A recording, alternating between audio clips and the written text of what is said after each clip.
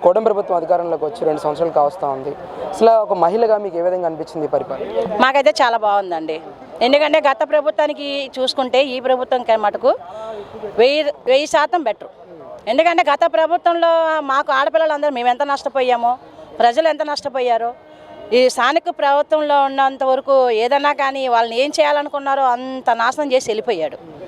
ఆ నాశనాన్ని పూడ్చుకుంటూ ఇవాళ రోజు ఈ ప్రభుత్వం వచ్చి ఆడపిల్లలకే కానీ ఇంట్లో మంచి చెడ కానీ ఏదైనా కానీ ప్రతి ఒక్కరికి మంచి జరుగుతుందండి. అంటే ఇక్కడ మహిళలను కానీ ఇస్తానన్న హామీలు ఇవ్వకుండా సూపర్ 6 హామీలన్నీ కూడా గాలికి వదిలేసి ప్రజలకు వెన్నుపోటు పొడిచాడు చంద్రబాబు నాయుడు అని చెప్పేసి పెద్ద ఎత్తున నిరసనలు చేస్తూ ఉన్నారు. చంద్రబాబు వెన్నుపోటుకు 2 ఏళ్ళలోనంటూ కూడా ఈరోజు రాష్ట్ర వ్యాప్తంగా వైసీపీ నిరసనలు చేస్తూ ఉంది. దీన్ని ఎలా చూస్తారు? ఏంటి గతం 5 సంవత్సరాల నుంచి నవరత్నాలను పెట్టి ఎన్నుపోటు పోసిన వాళ్ళు ఎవరండి? ఈ 2 సంవత్సరాలకే వచ్చి చేసిన వాళ్ళు ఎవరండి? ఈ 2 సంవత్సరాల్లో ఎంత పరిపాలన చేశారో ప్రజలకు తెలీదా? ఎంతమంది ఏ రకాలంగానే ముసలికే కానీ ముసలికే కానీ ఎంత మంచి చేశారో ప్రభుత్వం కళ్యాణం మూసిపోలేదుగా జనాభాకి. గత 5 ఏళ్ళు ఉన్నాడు, బటన్ నొక్కుతూనే ఉన్నాడు. నొక్కి లాస్ట్కి వెళ్ళిపోయాడు. కూర్చొని వాళ్ళు ఫ్యాన్లు బట్టలు నొక్కుంటున్నాడు, టీవీ బట్టలు నొక్కుంటున్నాడు.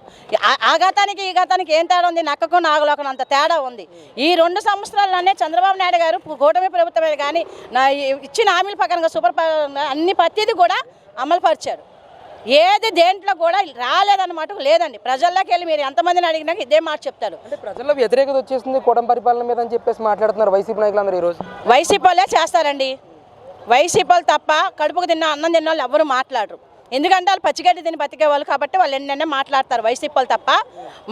ఈ ప్రభుత్వానికి సంబంధించిన వాళ్ళు తిన్నవాళ్ళు ఎందుకంటే పెట్టిన చెయ్యిని ఎవరు నరుక్కోరు. అంతేగాని నువ్వు ఈ 2 సంవత్సరాలు ఈ పరిపాలన చేయాలి ఆ పరిపాలన చేయాలన్న మాటలు వాళ్ళకి ఇష్టం ఉందని నారకి నలనేలని మాటలు మాట్లాడుతుంటుంది. అదన్నీ పనికిరాని విషయం. ఇవాళ తల్లికి వందనం అన్నారు, తల్లికి వందనం అలాగే చేశారు అందరికీ. పిల్లలకి కానీ మంచి చెడు కానీ పిల్లలకి అభివృద్ధికి నువ్వు ట్యాపులు ఇచ్చి నువ్వు చెడగొట్టావు. వాళ్ళు చదువు విద్య అనేది చెడగొట్టి ఇప్పుడు గంజాయికి అలవాటు చేసావు. అవన్నీ కూడా మాఫీ చేస్తూ చదువు విషయంలో గవర్నమెంట్ స్కూల్ అంటే ఎంత పేదవాళ్ళకే కానీ ఉన్నాడికైనా ఒకటే చదువు విద్య అనేసి ఆ గురువైన ఈ గురువైన ఒకటే గురువు అనే లెక్కలో తీర్చిదిద్దారు చంద్రబాబు నాయుడు కూటమి ప్రభుత్వం. ఇవాళ ఎంత మంచి ర్యాంకులతో వచ్చారు. గవర్నమెంట్ స్కూల్లో చదివిన ఆడపిల్లలు దాంట్లో మా పిల్లలు కూడా ఉన్నారు. మేము ఎంత గర్వపడుతున్నాం. అదే నీ ప్రభుత్వంలో మటుకు 5 సంవత్సరాల నుండి ట్యాపులు ఇచ్చే పిల్లలకి అందరు చెడగొట్టావు. స్కూల్కి వెళ్ళింది లేదు. అది ఇన్స్టా అని చెప్పి గేములు అని అవి అని ఏమేమో పెట్టుకొని పిల్లలు నాశనం అయిపోయారు స్కూల్ అనే లేకోకుండా. దాంట్లో నేను కూడా చాలా బాధపడ్డాను మా పిల్లల విషయంలో. అంతేకాని ఇవాళ రోజు వాళ్ళకి ఇష్టం వచ్చినట్టు మాట్లాడితే మటుకు మాట్లాడుకోమని చెప్పండి. దమ్ము ధైర్యం అంటే ప్రజల్లోకి రమ్మని ఎప్పటికీ నేను ఇదే మాట చెప్తాను. దమ్ము ధైర్యం అంటే ప్రజల్లోకి రమ్మని చెప్పండి. వచ్చి ఏదైనా కానీ ప్రజల్లోకి వచ్చి నేను ఇది ఇచ్చాను అని గుండె మీద చేసుకుని అడగమని చెప్పండి. అప్పుడు అతను చేశాడా 5 సంవత్సరాల పరిపాలన, ఇప్పుడు 2 సంవత్సరాలు చేశారా అనేది ప్రజలే చెప్తారు వాళ్ళకి. ఇక్కడ డెవలప్మెంట్ పరంగా ఎలా ఉందండి? కంపెనీలు ఆకర్షించే విషయంలో కానీ ఉద్యోగ కల్పన విషయంలో కానీ ఏ విధంగా కూటమి ప్రభుత్వం 2 సంవత్సరాల నుంచి కృషి చేస్తుందంటారు? ఏమండి ఎంత కృషి చేసినా కానీ కింద మీద పడిన ముగ్గురు త్రిమూర్తుల మటుకు విద్యార్థులకి కానీ నిరుపేదకే కానీ ఉద్యోగం లేని వాళ్ళకే కానీ చదువు వెనకపడి ముందుకు లాగాలన్నా కానీ ఈ కూటమి ప్రభుత్వం మంచి అభివృద్ధికి తెస్తుందండి. ఇది మటుకు గ్యారంటీ.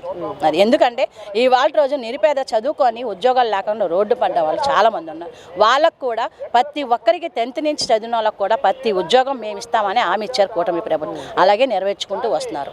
అది అంటే ఈరోజు రాష్ట్ర వ్యాప్తంగా సూపర్ 6 స్కీములు పోయి సూపర్ 6 స్కామ్లు మాత్రం పెద్ద ఎత్తున చేస్తున్నారని చెప్పి ఆర్కే రోజా మాట్లాడుతున్నారు.